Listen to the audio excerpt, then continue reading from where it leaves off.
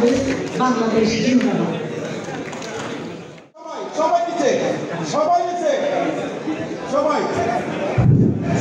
আমাদের মাঝে আমাদের আজকের কাউন্সিলের নির্বাচন কমিশনের দায়িত্বে যারা আছেন তাদেরকে আমি পরিচয় করে দিচ্ছি। Advocate Akash Chowdhury, advocate Rajal Karim Mitu, advocate Shakhawat Hossain Mitu, advocate Daud Ahmed Sabbir Bhuiyan, advocate Mozammel Hossain Adnan, advocate Arifur Rahman Jami, advocate Arifur Rahman Shahin.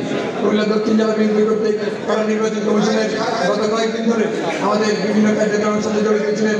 ওনাদেরকে আমরা আজকের উপজেলা কাউন্সিলের পক্ষ থেকে ধন্যবাদ এবং অভিবাদন জানাচ্ছি। আমি